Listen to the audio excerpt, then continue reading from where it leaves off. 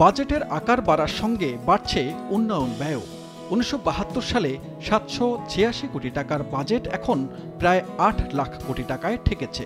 উন্নয়ন ব্যয় বেড়ে ৩ লাখ কোটি টাকা ছুঁই করছে, যেখানে বার্ষিক উন্নয়ন কর্মসূচি বা এডিপি ২ থেকে ২.৫ লাখ কোটি টাকা। এই বরাদ্দের অর্থ প্রতি বছর ব্যয় হয় বিভিন্ন প্রকল্প বাস্তবায়নে। তবে অপ্রয়োজনীয় বরাদ্দ, অর্থের অপচয় ও টেকসই কাজ না হওয়ার অভিযোগ হরহামেশা। প্রবাদে আছে সরকার কামাল, দরিয়া মে ঢাল। এসব নিয়ে কি ভাবছে সাধারণ মানুষ? গভর্নমেন্টের যে বাজেট থেকে যে 10 টাকা দেন, এই 10 টাকা দিয়ে এই জিনিসটা করতে হবে। আসলে আমরা এটা যথাযথ মূল্যায়ন করতে পারি না। এটা আমাদের আসলে নৈতিক ব্যর্থতা।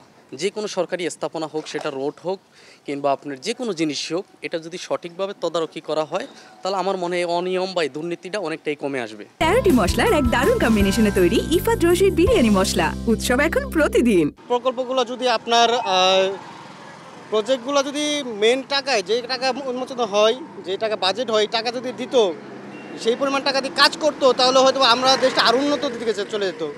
আমরা যে টাকা হেরফের করি জন্য আমাদের এই অবস্থা, রাস্তার এই অবস্থা। ৮ লাখ টাকা খাচ্ছে, 2 লাখ টাকা কাজ করছে, এদিক সেদিক করতে করতে আসা যাওয়া করতে করতে শেষ টাকা। 4 বার কস্টিং করতেছে এই রুটের মধ্যে। এই রুটটা যখন 4 বার কস্টিং করছে, একবারের টাকা দিয়ে একবার যদি পারফেক্টলিভাবে করতো, তাহলে ওই 4 জায়গাটা টাকা অন্য খায় বেগে কাজ করতে পারতো। শুনি বাজেট হয়, কিন্তু কাজ যে কে করবে এরকম কোনো উদ্যোক্তা কেউ নাই। মানে মুখে আছে কিন্তু কাজে নাই। তাদের কথার রেশ ধরে একটি ধারণা দেয়া যাক। ধরি 5 বছর টেকসই হবে এমন সড়ক তৈরিতে বাজেটের বরাদ্দ 100 টাকা, কিন্তু বাস্তবায়ন পর্যায়ে 30 টাকায় অনিয়ম, অপচয় হলো। ফলে নির্ধারিত মান বজায় রেখে কাজ করতে না পারায় 3 বছরেই সড়কটি সংস্কারের প্রয়োজন।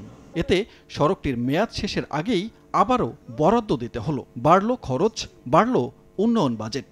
সুবিধাভোগী হলো নির্দিষ্ট কিছু গোষ্ঠী। বিশ্লেষকরা বলছেন, জনগণের করের টাকার টেকসই ব্যবহার করা গেলে দেশ এগিয়ে যেত আরও অনেক দূর। প্রকল্প যে কারণে আসলে টেকসই হয় না, সেটা হচ্ছে যে ধরনের মালামাল উপাদান প্রকল্প, বিশেষ করে অবকাঠামোমূলক প্রকল্প বাস্তবায়নের জন্য ব্যবহৃত হওয়ার কথা, যেগুলো অঙ্গীকার করা হয়েছে, সেগুলো ব্যবহৃত হচ্ছে না। পরিবীক্ষণ এবং নিয়ন্ত্রণ ব্যবস্থাটাকে সুদৃঢ় করতে পারলেই এই প্রকল্প বাস্তবায়ন প্রক্রিয়ার মধ্যেই শুদ্ধতা এবং স্বচ্ছতা নিশ্চিত করা যাবে। জনগণের মধ্যেও সচেতনতা তৈরি করতে হবে, সেই সুযোগটা সৃষ্টি করতে হবে, জনগণ যেন চ্যালেঞ্জ করতে পারে। কারণ দুর্নীতি একবার হয়ে গেলে সেটার আমি যতই বিচার করি না কেন, সেটা হচ্ছে যে হয়তো একটা বার্তা দেয় যে দুর্নীতি করলে শাস্তি পেতে হবে, কিন্তু সেটা যথেষ্ট না। প্রতিরোধটা আরও বেশি গুরুত্বপূর্ণ। আমরা তো দেখেছি যে কিভাবে 100 কোটি টাকার প্রজেক্ট এটা 500 কোটি টাকায় ব্যয় করেছে। এটা তো জনগণের কর দিয়ে যে টাকাটা আসে সেটা থেকে আমাদের করতে হয়, অথবা ঋণ নিয়ে করতে হয়, যেটাও পরবর্তীতে জনগণের করের টাকায় সেই ঋণ পরিষেবাটা করতে হয়। সুতরাং at the end of the day এটা কিন্তু জনগণেরই ঘাড়ে এসে পড়ছে। এটা সাশ্রয়ীভাবে সুশাসনের সাথে ব্যয় করা হচ্ছে কিনা সেটা নিশ্চিত করতে পারলে আমরা কিন্তু কম টাকা দিয়েও আমরা অনেক বেশি কাজ করতে পারবো। অপচয়, অনিয়ম কমাতে গুরুত্ব দেওয়া হচ্ছে জানিয়ে অর্থ উপদেষ্টা বলছেন, নতুন অর্থ বছরে অপ্রয়োজনীয় প্রকল্প নেওয়া হবে না। এই বাজেটটা বাস্তবায়নযোগ্য যেন বাজেট করি। এখানে বিরাট একটা শপিং লিস্ট থাকবে, কোনো উইশ লিস্ট থাকবে না, কথার ফুলঝুরি থাকবে না। 2025-26 অর্থ বছরে 1142টি প্রকল্প নিয়ে উন্নয়ন বাজেটের বরাদ্দ ধরা হয়েছে 2,30,000 কোটি টাকা, যা চলতি অর্থ বছরের চেয়ে 35,000 কোটি টাকা কম। টিআইবির এক গবেষণায় দেখা যায় যে সরকারি প্রকল্পের বরাদ্দের প্রায় 27%ই অনিয়ম, দুর্নীতির কারণে অপচয় হচ্ছে।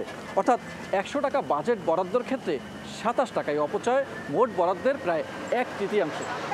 এই অপচয় যদি না হতো তাহলে হয়তো বাজেটের টেকসই বাস্তবায়ন করা সম্ভব হতো এবং প্রকল্পগুলো যেমন টেকসই হতো, সরকারও নতুন নতুন উন্নয়নমূলক প্রকল্প হাতে নিতে পারতেন, যার সুফল পেত সাধারণ মানুষ এবং সরকার, এবং মোটা দাগে দেশ উপকৃত হতো। সানবীর রূপল, সময় সংবাদ, ঢাকা।